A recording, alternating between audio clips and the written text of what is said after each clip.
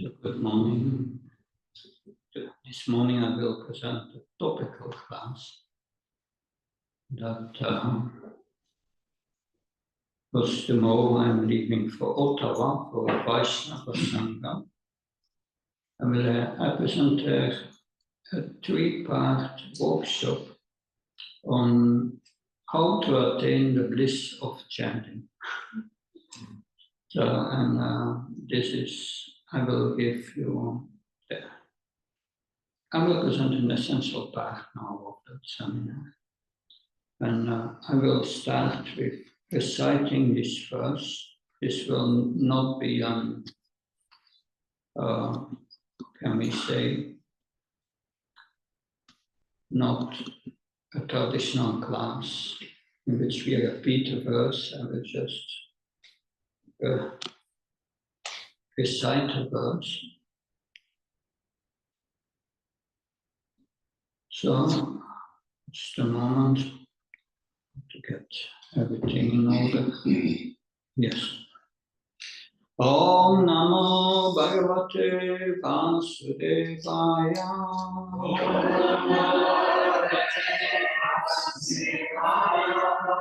Namo Bhagavate Vasudevaya.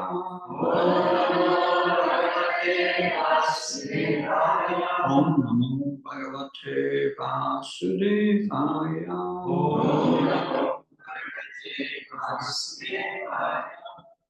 So you can repeat. Nivriti, Nivrita Tasel Bhagi Amana.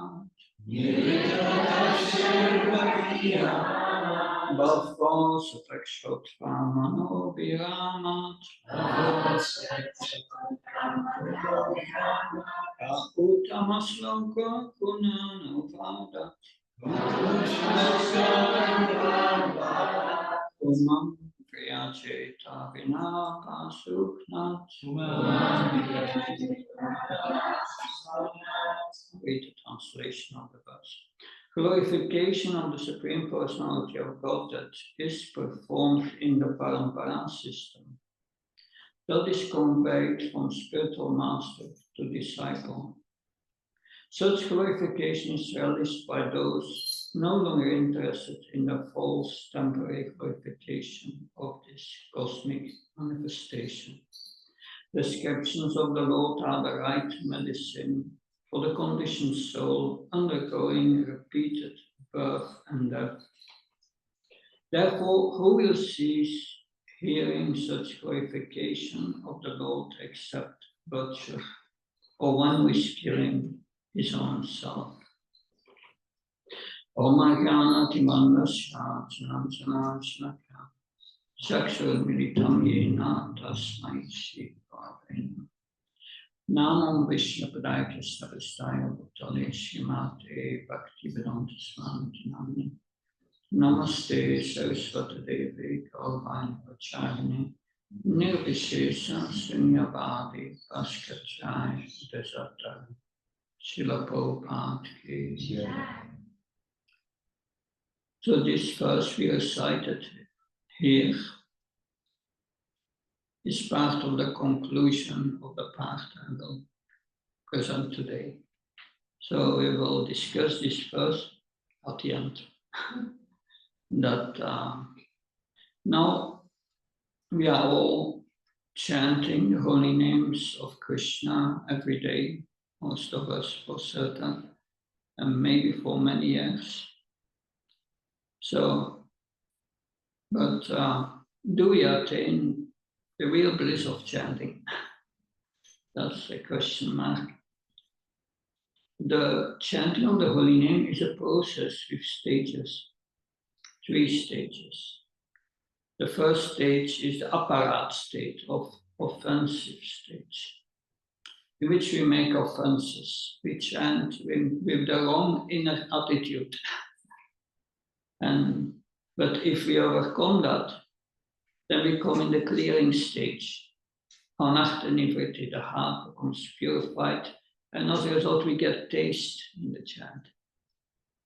And then when the purification of the heart is completed, then we go to the next stage of Sudanam, or the pure name. When you're chanting the pure name, you develop love for Krishna. You become greatly attracted to Krishna.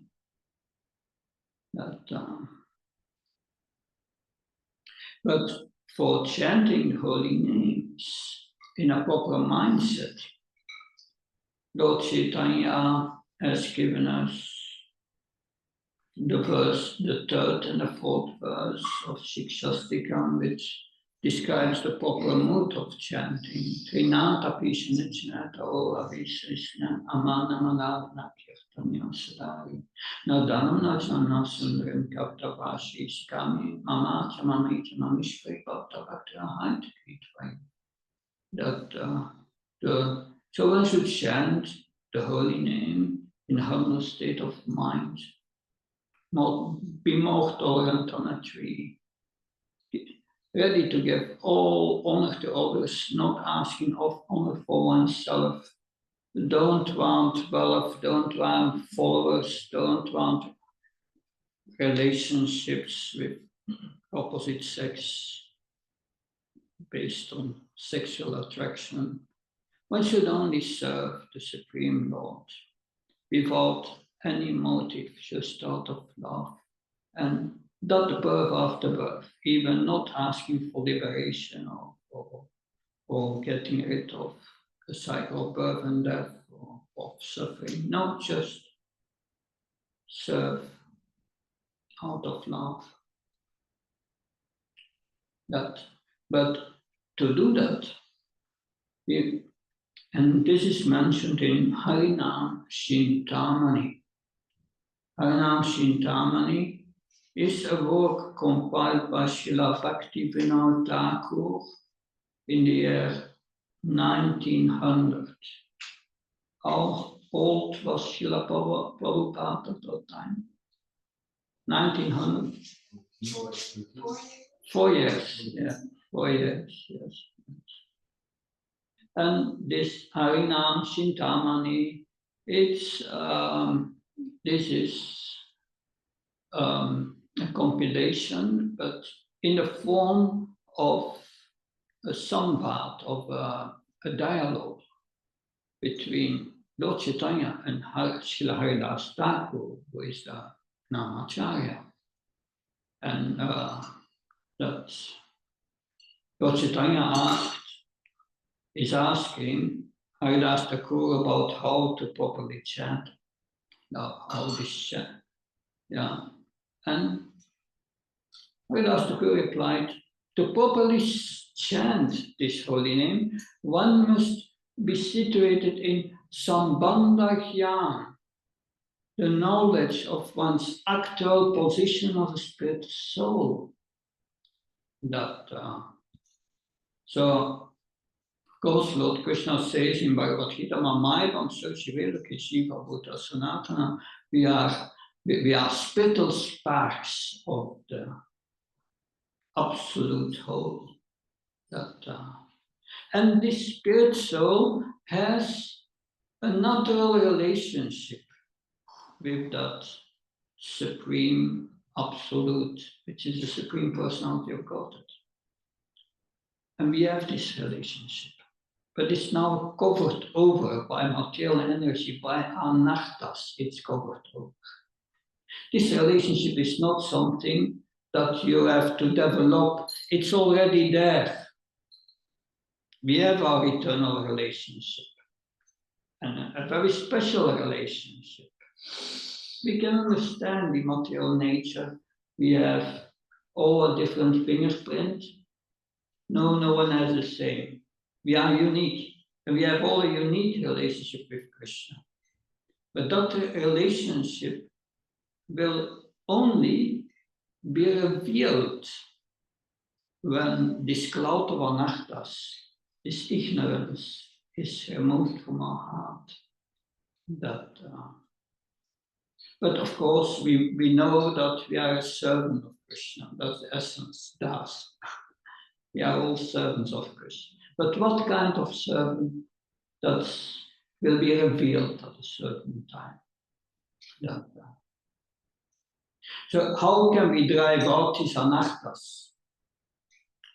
Srila Haridas Thakur mentioned in Harinam Chintamana, you have to approach a spiritual master, and the spiritual master gives you Sambandha Jnana, gives Sambandha Jnana, knowledge of our relationship with Krishna, to the disciple, and instruct the disciple how to chant the holy name. So therefore, the jiva, the spirit soul in this world, must take up this chanting of the holy name with the correct sambandha, knowledge of sambandha, of our relationship with Krishna. What is the symptom? You get this sambandha, this knowledge of your relationship with Krishna, but you must accept that knowledge. You accept that knowledge when your character is reformed. Because this character reformation is important. But this Sambandha Jnana, this knowledge of our relationship with Krishna, that requires this reformation of our character. What does it mean? It means cultivating the qualities of a sadhu and come to that point of having a humble attitude of servitude, of a servitor. That this is completely opposed to the mentality that most people have in this world. That's the mentality of exploitation, that of sense gratification. People want sense gratification, and that's completely opposed to it. In a Bhagavad Gita lecture, I heard it a few days ago, Srila Prabhupada is addressing his American disciples. And he tells them, you are not truly Americans because you are rejecting the American lifestyle.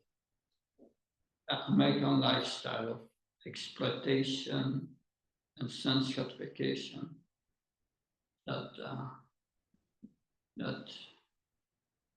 So you are living in America, but you are not accepting this American lifestyle.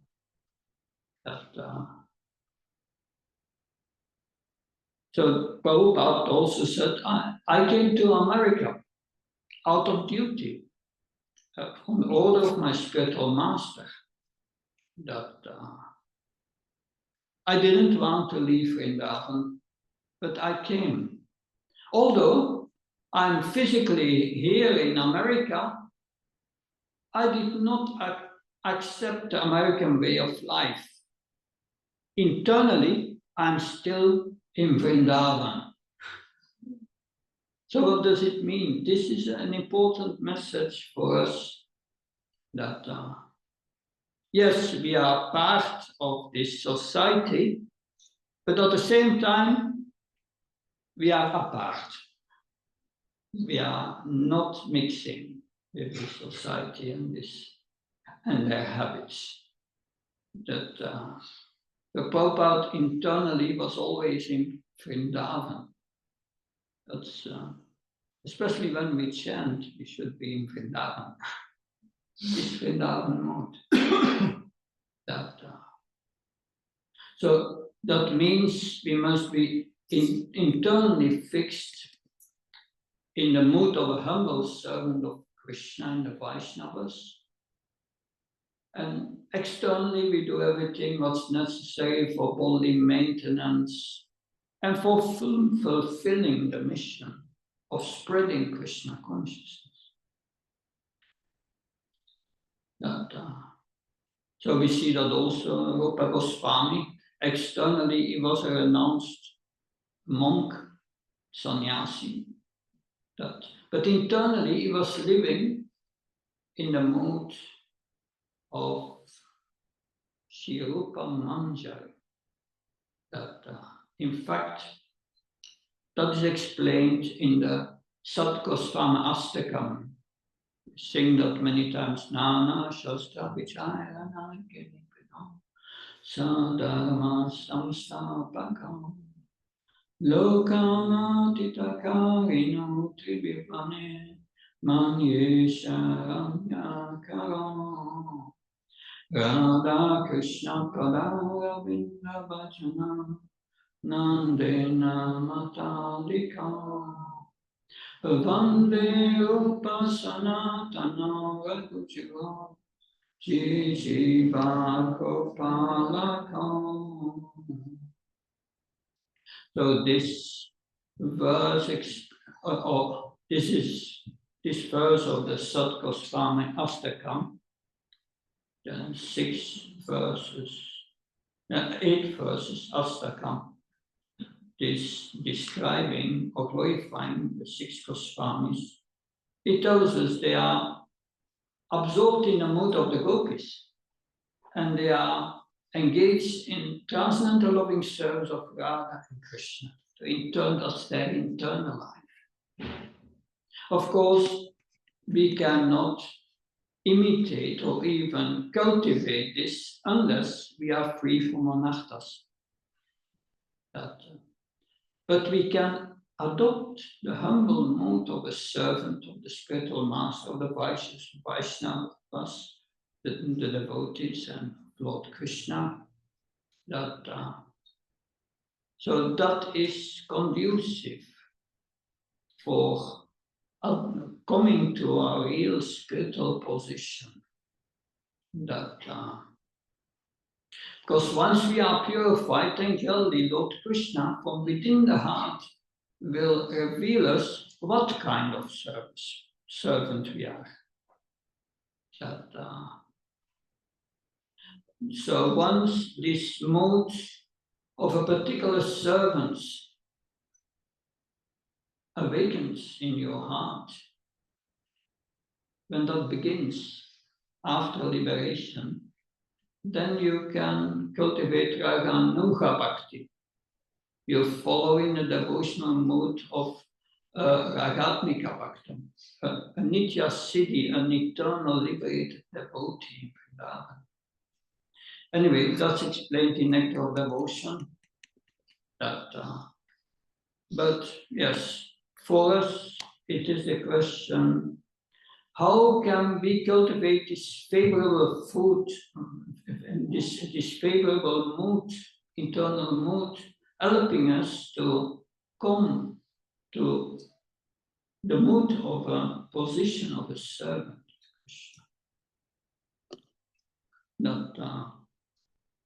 And Srila Narottam Das Thakur,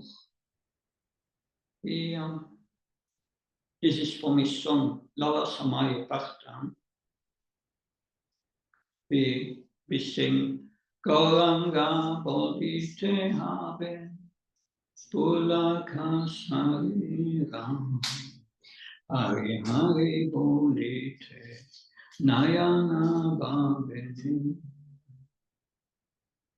Hari Kabenitai Chande Corona Hoibe Samsarvasana Mora Kabe Tuchahabe. So Narottam Das Thakur sings, when will I obtain the mercy of Lord Nityananda? And when, by the mercy of Lord Nityananda, will my desire for material enjoyment become insignificant? Because this is the big anartha. So Lord Nityananda is the original spiritual master. And by the mercy of the spiritual master, the devotees can give up this tendency for enjoyment, the senses, and even for liberation. So Haridas Thakur says here in Harinam Sintamani, at least Bhaktivinoda Thakur writes, one should agree to accept again our constitutional position as a servant of Krishna.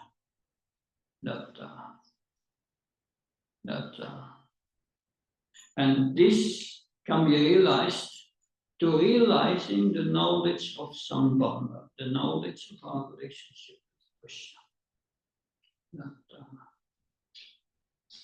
But if we realize that by the mercy of the Guru, then the ignorance of these anarthas will go. And just by the Sambandha Jnana and a proper sadhana. So developing this desire to be reinstated as a servant of Krishna in our original position.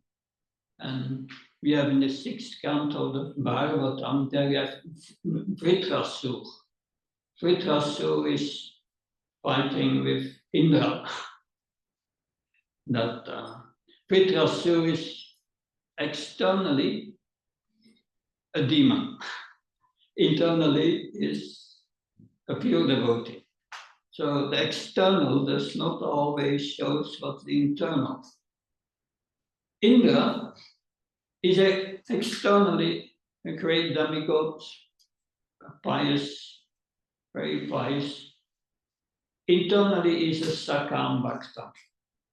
He wants to serve Krishna, but he has always also his own agenda, his own desires.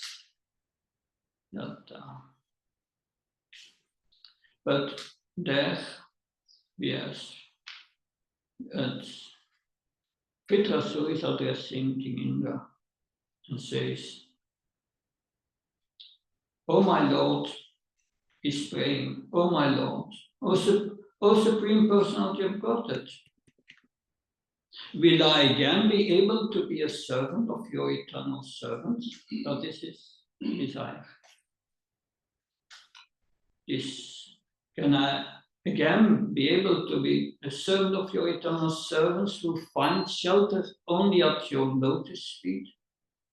O Lord of my life, may I again become their servant so that my mind may always think of your transcendental attributes and my body engage in loving service to your Lordship. In the purport, Prabhupada writes, this verse gives the sum and substance of devotional service. One must first become a servant of the servant of the servant of the Lord. So that is this verse of Chaitanya Mahaprabhu that Srila Prabhupada is paraphrasing here. That Gopi Bhakti Kamanyo Das and Das and Das. So a living entity should always desire to be a servant of the servant of the servant of Krishna, the maintainer of the gopis. But what does it mean in practice? You must accept the spiritual master who comes in the disciplic succession, who is a servant of the Lord. And under his direction, one will engage one's body, mind, and service in the service of Krishna. Now, this is an introduction of this Sambandha Jnana. Now we will go a little deeper. And related to our chanting. We are living in this material world. And often we get wrapped up in external situations. In our school, in our career, our relationship, our health, finances. We start to chant while we are absorbed in this external consciousness. That all these extraneous things come into our chanting. So chanting becomes a space where we plan our day, when we ponder on our problems, we rehearse or repeat our speeches we have to give, or during the chanting we make a shopping list, or we can even worry about the world situation, maybe a war will come. or we decide what our next meal will be, or we make our menu. So we chant, but we remain absorbed in this material world. So this material consciousness, it's a product of false ego, of our misidentification with the material body. We must always be aware that we are like when you have a room and you go out of the room and you never come in that room again. You are just on the verge to go out. Are you still concerned with what's going on in the room? No? So we must realize that we are not this material body. We are not permanently related to anything in this world. All of this will be gone in due course of time. Whether we invest energy in it or not. Of course, we need to be responsible in our external affairs, but at the appropriate time, not during your japa. That's not the time. Like we take responsibility for our external affairs at the appropriate time, not during japa, but we must also be responsible for our internal affairs. While chanting, we need to fix the focus from the temporary to the eternal, from the false ego to the real self, from illusion to reality. And for this, we must remember our true identity. Sambandha means relationship. We have all an eternal relationship with Krishna as his loving servant. That's our real identity. And Chaitanya said, Shiva Swarupa Krishna Nichadas, Krishna Tatastha Sakti Veda Veda Prakash. It is the living entity's constitutional position to be an eternal servant of Krishna, because we are marginal energy of Krishna. And a manifestation simultaneously one and different from Krishna. We are one in quality, but not in quantity. We have the same quality as Krishna, Satchit Ananda, eternal, full of knowledge and bliss. That's our constitutional position. But when we forget this fundamental fact and identify ourselves, when we identify ourselves with these material bodies and mind, immediately we become entangled in an unlimited web of anxieties, which extracts us from the chanting, distracts us from the chanting.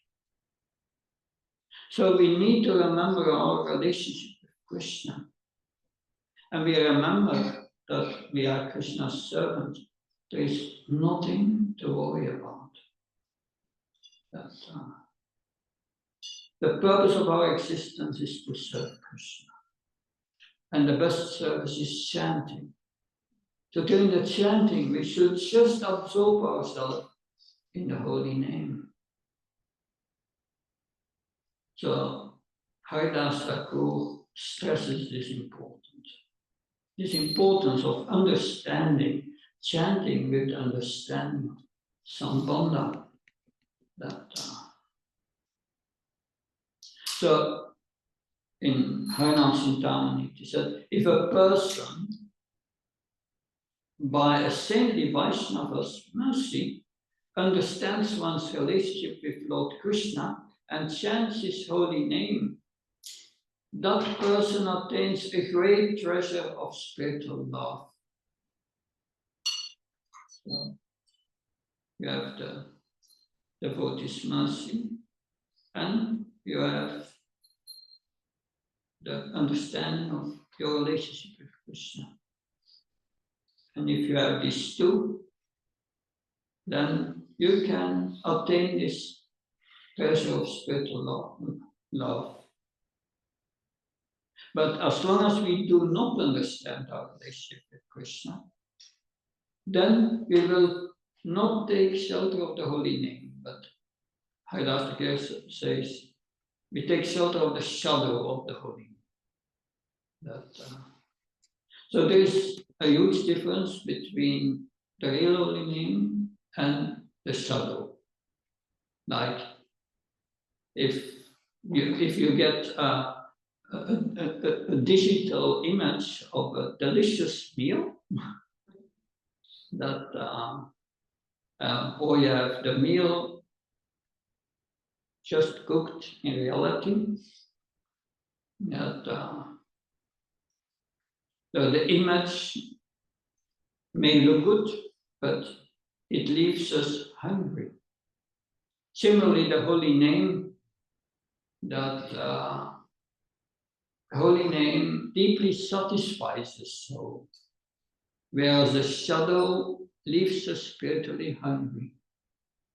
If our experience of chanting is unsatisfying, we will try to satisfy our hunger through material sensual pleasures.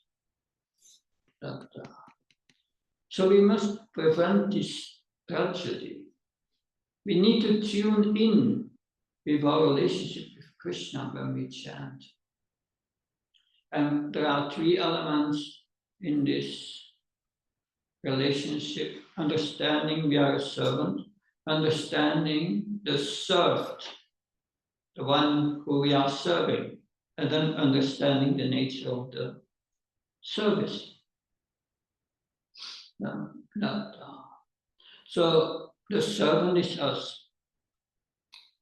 The served is the Supreme Lord in the form of his holy name. Chanting is a service to the holy name. And the service is carefully pronouncing the names with love and devotion for the pleasure of the Lord. That's the service. So we must be mindful of our relationship with Krishna in that way. And then we can taste our chanting. Get taste from our chanting, transcendental taste. But this awareness of our relationship with Krishna does not come automatically for the conditioned soul. That doesn't come automatically. So we must make a conscious effort. So it can be helpful before starting chanting to meditate on this sambandha and set our intention for the chanting. And we have a prayer here, a prayer to Krishna to be situated in this sambandha, our eternal relationship. So I will read the prayer. I'm the eternal servant of Krishna, but due to ignorance, I've gone astray and become lost in this world. Forgetting my eternal relationship with the Lord, I've identified myself with the body, thinking that my bodily relationship and my work to maintain this body are most important. Like this, I've passed one lifetime after another in various species, Since time immemorial, I've been wandering in the cycle of repeated birth and death, suffering various miseries. Now, by the mercy of the devotees of Krishna, I've learned that I'm an eternal spiritual being, that I have nothing to do with this world factor. I'm completely different from my gross and subtle material body. I have an eternal life with Radha and Krishna in the spiritual world, which is my real home. My eternal family and friends are waiting for me to come back, so that we can again blissfully serve Radha and Krishna together. I deeply long for this. I'm so fortunate that my path back to the spiritual world has become clear. The Lord has personally come in the form of His holy names to dispel my illusion, revive my eternal relationship with Him, and take me back home. I let go of this material world and everything in it. There is nothing for me to do. I hold tight to the holy name so that nothing can get in between us. And I serve Him with all my heart by chanting with full attention and complete dependence. So, this is a small prayer which shows the desire to be established again in our original position. We have actually nothing to do with this world. Somewhere over here that wherever Prabhupada was Vrindavan, because internally he was serving Radha and Krishna in his heart. Internally. And that's our real life.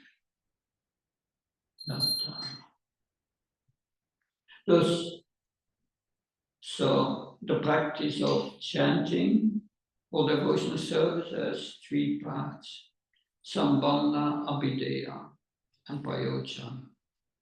Right? But first we have to establish our Sambandha, our true identity as a servant of Krishna. And then our goal will become clear.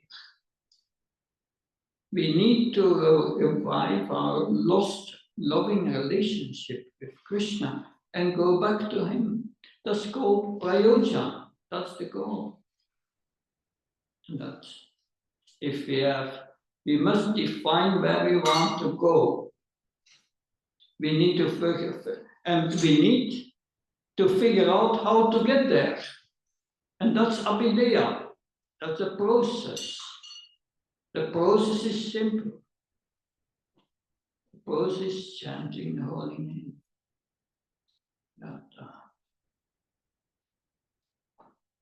So, Sukadeva Goswami, he uses a dramatic metaphor. Everyone knows what a metaphor is. It's an example, practical example. He uses the example of a bow and arrow to explain this sambandha, our relationship with Krishna. So, this bow and arrow is used to explain sambandha, abhideya, and prayojan, all three. Means our true identity, the process for attainment, what we are, but if you want to attain something, you must know what to attain. And that's the ultimate goal of life. That this is a verse from the Bhagavatam of Sukadeva Goswami, 7:15-42. Tanuritasya panavam patante sarantu jivam paramevamaksham. The Vedic mantra pranav is the bow, the pure living entity is the arrow, and the target is the supreme being. And Srila Prabhupada writes in the purport of that verse, the living entity tries to be happy within this material world, not understanding the goal of life. When he's purified, however, he gives up the bodily conception of life and his false identity as belonging to a certain community, a certain nation, a certain society, a certain family, and so on.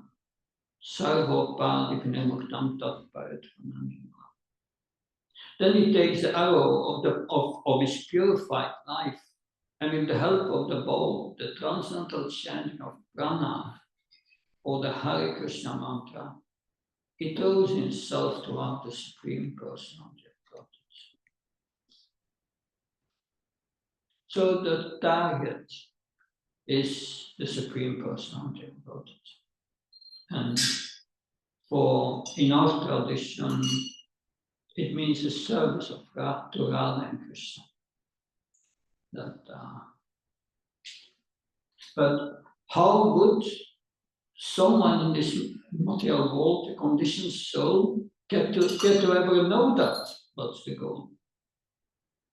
In the conditioned state, we set our sights on so many targets, a brilliant career, a beautiful house, a happy family. Why do we desire these things? That brings us to the verse of today. The importance of hearing. Because we accept a certain identity, a purpose, and a goal in life based on what we hear. That when we hear that something is good, we desire it. A friend tells us how good a restaurant is. That before hearing their review, we didn't even know it existed. But now suddenly we want to go and eat there. Or a relative tells us how fun their trip to the seaside resort was. And suddenly we become interested to experience it ourselves. However, if we hear from someone else that there is a much better restaurant and a much better vacation spot, our target is likely to shift to a better thing. It's all based on hearing. So the more we hear about Krishna, the more we will be convinced that loving service to Krishna is the best to aspire for. And the more sharply focused our attention is on the target of Krishna when we chant, the more likely the arrow of our life is going to hit that supreme target. Even if one knows nothing about Krishna or his holy names, or about the transcendental sound vibration of the holy name, that it still will have effect. But for those who know something about Krishna, the effect of the chanting is stronger, because the process of hearing and chanting, that it's supported by smaranam, by hearing and remembering Krishna, by remembering Krishna, by remembering his transcendental form, by remembering his wonderful qualities, by remembering his pastimes. If you want to have a relationship with someone, you must be interested in the person, in his qualities, in his activities. That's not wrong. Therefore, there is a conjunction with the chanting of the holy names. We must hear Krishna Kapta topics to become established really in this Sambandha. That hearing about Krishna, that hearing from Bhagavatam, that this is a quote of Prabhupada from a purport from Bhagavatam 2.2.30. When we speak of hearing and chanting, it means that not only one should chant and hear the holy name of the Lord as Ram, Krishna, or the Hare Krishna mantra, Hare Krishna, Krishna Krishna, Hare Hare, Hare Rama, Rama Rama, Hare. But one should also read and hear the Bhagavad Gita and Srimad Bhagavatam. So we had this verse which is on the board. Nikvitatasya Pagiyamana, Vavastakshotram Manubhiramat. So Nikvitatasya. That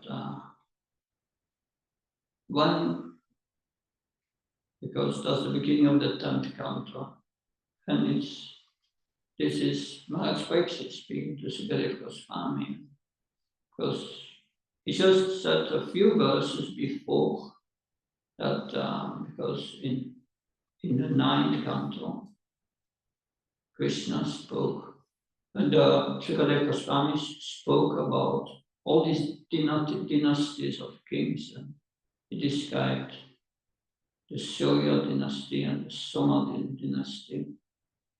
In the dynasty of the Soma dynasty, there he mentions Krishna. And now Sukadeva Maharaj Pariksit says to Sukadeva Goswami, tell me more about Krishna.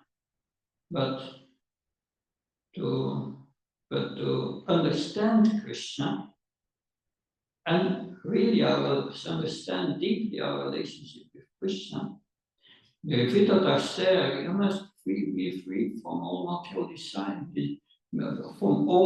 material desires. And how can you get rid of all these material desires?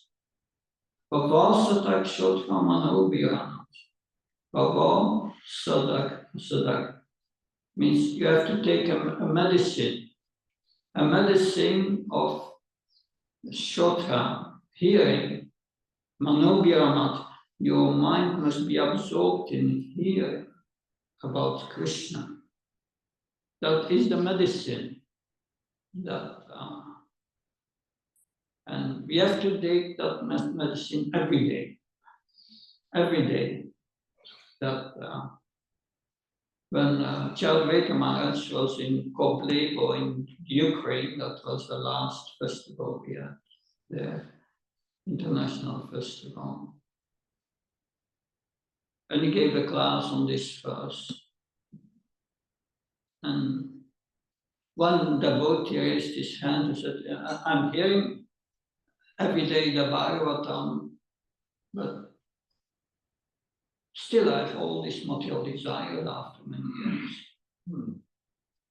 And the answer of Maharaj was, then the hearing is the medicine. Then you have to increase the dose of the medicine. And you have to hear more. So constantly hearing that, and that's important. It's not only the Bhagavatam class. That's during the day, if I have to do things, cook or whatever, I'm hearing Prabhupada. I have this little device with all the lectures of Prabhupada and place one after another. And I'm hearing constantly. Always hearing, because that's the medicine. It enters the ear, in the 177 of the Bhagavatam, it said it should be injected by oral reception to the ears, and then it goes to the heart. And then it purifies one. It purifies one when it becomes free from LIF, lamentation, illusion, and fear. Will go because you start to identify yourself with your real self, not with this body. Identification with this body creates all these problems. But then on the spiritual platform, there are no problems. There may be spiritual anxiety, but that's ecstasy. And that's difficult to understand in our materially conditioned state. But by hearing to the ears, we come to a change of heart. And how does that happen? Srila Prabhupada explains. Srimad Bhagavatam is full of narrations of Krishna's pastimes, and these topics are like life-giving nectar.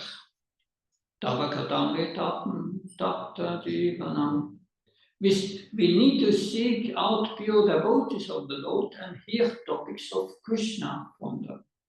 Then, when we chant Krishna's holy name, Krishna's pastimes, which include his eternal associates, his divine abode, his paraphernalia, etc., it will become alive for us internally. And as we continue chanting the holy name and hearing Krishna Katha, we will begin to emotionally connect with those pastimes. When we hear about the loving relationships that a particular eternal associate has with Krishna, we will feel a similar love and will develop an intense desire to know more about that relationship. We will develop a strong desire to follow in the footsteps of a particular associate of Krishna and serve Krishna is in eternal pastimes under the devotee's guidance. In this way, that love that awakens in our heart is not just a general loving feeling, but it is something very specific. We may love Krishna with a mood of humility as our kind and merciful master, with a mood of friendship as our loyal, playful best friend, with a mood of parental affection as our charming and sometimes naughty child, or in a mood of infatuation as our captivating and irresistible lover. How the Lord Kali reveals himself to one who chants purely in a mood of service is explained by Jiva Goswami. He says that first by hearing and chanting the holy name, one's consciousness becomes pure. Thereafter, the Lord appears in the pure heart of the chanter in his beautiful transcendental form. As the devotee goes on hearing descriptions of the Lord and chanting the holy name, the devotee experiences revelations of the Lord's qualities. Those qualities unfold gradually, becoming more and more dynamic as they are interrelated with the Lord's associates. When all these aspects are revealed, the Lord's pastimes fully blossom in the devotee's heart. And thus there is a sequential process of revelation from the name, form, quality, associates, and pastimes of the Lord. Srila Prabhupada explains the same thing in a lecture of Nectar of Instruction. Text 8 explains that we should chant these nectarian names of the Lord 24 hours a day.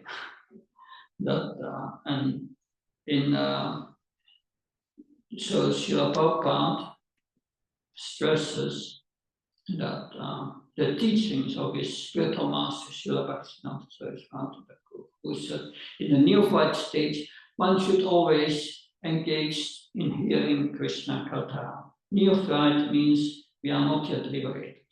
The neophyte stage is called Kanishta Adhikar, and that starts really when, because Haridas Thakur said Kanishta means Namabhas, is the clearing stage. If we have not entered the clearing stage, we are not yet a neophyte. We are lower. And it may take years to come to that clearing stage because you have to give up the 10 offenses. And these 10 offenses are an indication that you are not situated in Sambandha in your relationship with Krishna as a servant. That if you check them, all 10, you read them, you will understand this. So we should always engage in hearing Krishna Katha, and then we will come to the stage of, if we always hear, that's called Shravanadasa, the stage of hearing, that comes first.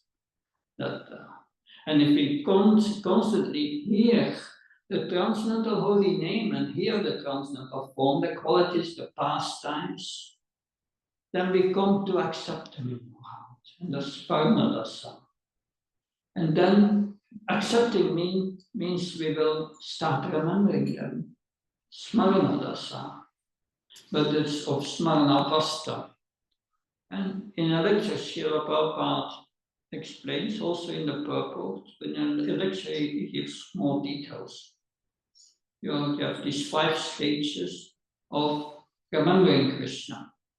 Recollection, absorption, meditation, constant remembrance, and trance. So in the beginning, sometimes you remember Krishna, sometimes not. But when it becomes constant, your clearing stage is finished after 30, 40 years, or it depends. It can also after a few years. It depends on if you have made advancement in previous lives. We don't know. But usually it's a process that goes over different lifetimes. So we are devotees because we were devotees in our previous life. Prabhupada said, but he said also something else. He said, because there is a verse in the Bhagavatam that said, one who chants the holy name has done all Vedic sacrifices, all austerities mentioned in the Vedas, all study of the Vedas, has all done that in previous lives. If you come to this. And the devotee asked Srila Prabhupada, did we really do that? And Prabhupada said, don't worry about it. I've done it for you. So that's the mercy of a pure devotee. That's very special. But sometimes we remember, sometimes not when we chant. And then it becomes constant. When it's become constant, you are nishta after liberation. And then you become attracted. And you have the desire to see Krishna. And then Krishna, in such a pure heart, will reveal his form, his two-armed form, is Krishna. That the first thing we will see is his beauty, his form. So after the name comes the form. And then the meditation becomes deeper. And then we start to perceive Krishna's qualities. His beautiful smile, that his sweetness, his beauty. And then we start to see, oh, Krishna is in an environment, he's in Vrindavan. You start to see Vrindavan, the parrots, that you see gopis and gopas. And then finally, you start to see Krishna's pastimes in your heart. And that is what happens. The aprakat lila of Krishna in the heart is revealed. So we see that there is a progression that if we understand what's the perfection in life and how it can be attained by the chanting of Krishna's names. But chanting should be done together with hearing. So these two processes side by side must be there from the beginning to the end of our lives. I end with a quote of Prabhupada, hearing from the text of Srimad Bhagavatam. Srimad Bhagavatam is considered the most important process. So hearing from Srimad Bhagavatam is considered the most important process of hearing. Srimad Bhagavatam is full of transcendental chanting of the holy name. And therefore the chanting and hearing of Srimad Bhagavatam are transcendental, full of melodies. So the message here is, if we chant, be with Krishna in Vrindavan in your heart. Forget everything else. We are covered by these different layers of false ego and anarthas that we should endeavor to make a little hole in that covering. We need only a little hole. Spiritual is very small. We go to the hole, and during the chanting, we are with Radha and Krishna and his associate. So that is what we should desire and trying to during the chanting. And there will be still distraction, but still every time we go back to the hole. And then the chanting becomes truly satisfying. If we during the chanting we meditate on all these material programs, it's not good. That will not give satisfaction. All these material problems are temporary, will be gone soon. It's a nature, material nature. But during the chanting, we should not be material nature. It's spiritual nature. In '96, when it was in August, I arrived in Mayapur. My Guru Maharaj was doing a tour with the devotees to different holy places, and first was Mayapur, and was leading a parikrama, and at the beginning of the parikrama said, "You have now arrived in the spiritual world. Now only engage in hearing about Krishna and chanting his holy name. You are on the spiritual platform. Don't come down again to the material platform. Don't remain transcendentally situated." And that's the message during the chanting. I hope that was helpful. Hare Krishna. There's much more to say. Maybe we have 5 minutes. Any question, comment?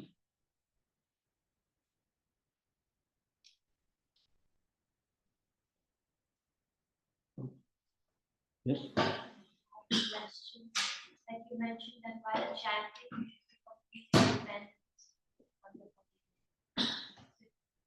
Elaborate how to the base of dependent on the body. Yeah, completely dependent on the holy name. That dependence is usually a process that, but that process, if we hear from so many devotees in the Bhagavatam, how they depend on Krishna. We have these beautiful prayers of Queen Kunti, which shows how to depend on Krishna. That say to Krishna, you saved us always from so many troubles, from a poisoned cake, of being burned in a house of black, by nearly being eaten by man-eaters. You were always there to protect us. So Krishna protects his devotee always when a devotee fully depends on him. So that becomes a lifestyle, that a life's attitude in everything you do. That you think, yes, I'm going to do this, but first you pray to Krishna. Should I do this, Krishna? That's going to please you. Is that pleasing the spiritual master? That before everything we do, that's depending on Krishna. That and you get instructions of the spiritual master, and in executing them, you have challenges. That, but you don't give up. You depend on Krishna. You always continue. That depending on Krishna. I'm traveling, going to so many countries, and naturally the body becomes sick. But still, you have to go on. So you depend on Krishna. Some devotees come to give you massage and help you.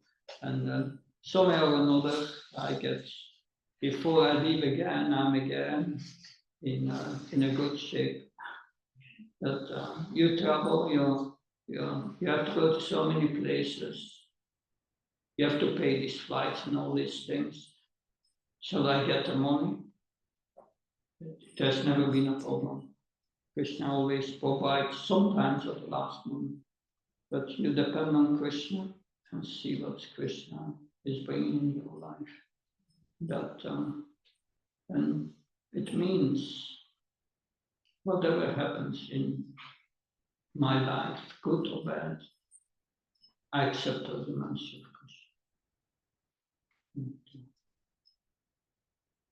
These are a few aspects of how to depend on Krishna. God is helps. So, thank you very much. Srimad Bhagavatam ki.